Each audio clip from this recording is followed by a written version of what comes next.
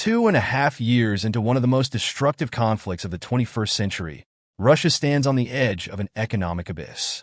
But it's not war, or even the lingering effects of a global pandemic, that pose the greatest threat. This is something far more silent, far more insidious, a disease that has torn empires apart in the past. And now, it's eating away at Russia from the inside.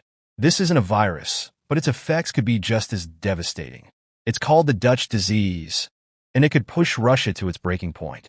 So, how deep does this infection run? And could it spell the end of Putin's reign? Let's find out.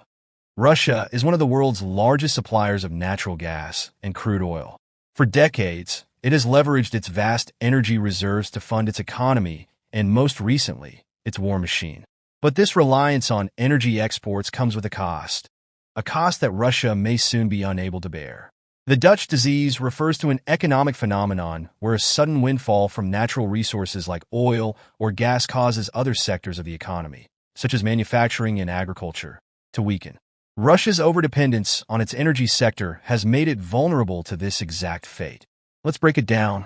In 2024, the Russian economy is growing at 2.6%, outperforming many Western countries. But at what cost? Nearly 40% of the national budget is being funneled into military spending, fueling war, not growth. While Russia's economy appears strong on paper, the reality is much more complex. About 30% of Russia's GDP comes from exports, mostly oil and gas. But here's the problem. Since 2022, Russian revenue from fuel exports has dropped by nearly 40%.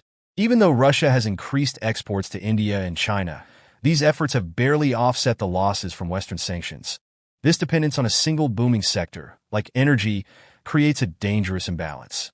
As Russia focuses on exporting energy, its other industries, manufacturing, agriculture, and even services suffer. This is exactly how the Dutch disease works. The energy sector booms, pulling people and resources away from other vital industries.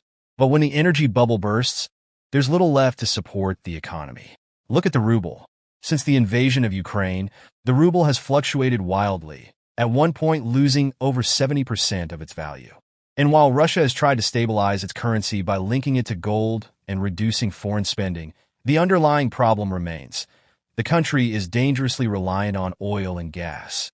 This over-reliance on a single sector can cripple a country's long-term prospects. In Russia's case, the symptoms are already clear.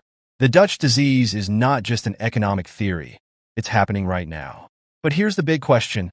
How can a country die from this disease?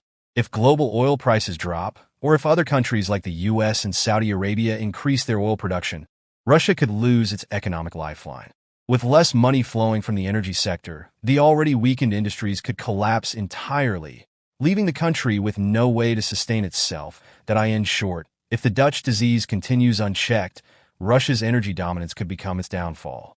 The sectors that were once the backbone of the economy, manufacturing, agriculture, and services, have been hollowed out. The nation's military spending is unsustainable, and its trading partners may not stick around forever. The Dutch disease has taken down empires before. It led to political unrest in the Netherlands, and other nations have crumbled under its weight. Will Russia be next? Only time will tell. But if the symptoms of this economic disease continue to fester, the nation's future is far from certain. Could this be the catalyst that brings Putin's reign to an end? Or will Russia find a way to break free from this economic curse?